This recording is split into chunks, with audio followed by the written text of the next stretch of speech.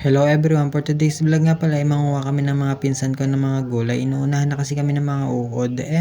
Iba't ibang mga gulay nga rin pala ang mga tanim dito at marami ding mga puno ng mga prutas. Ang kasarapan niya lang pala kapag malaki ang bakuran, no, pwede kang magtanim ng iba't ibang klase ng mga gulay. Kapag masipag ka nga pala magtatanim ng mga gulay, paniguradong libre ka lagi sa ulam. Dahil gulay palang ulam na at higit sa lahat masustansya pa. Kumuha na nga rin pala ako ng siling palay, nabubulok lang kasi sa sobrang hinog. Kahit nga pala maliliit yung mga sili na yun, paniguradong pag kinain nyo, uusok yung mga tumbong nyo dahil sa sobrang anghang.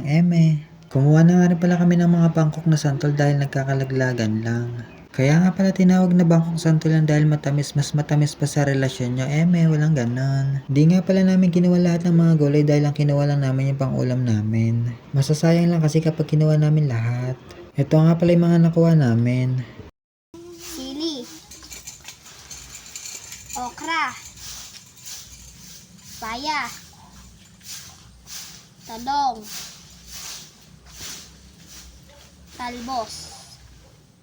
Pagayari nga pala namin kumuha ng mga gulay, kumain lang kami ng nilagang itlog. Mukhang napagod na kasi mga pinsan ko.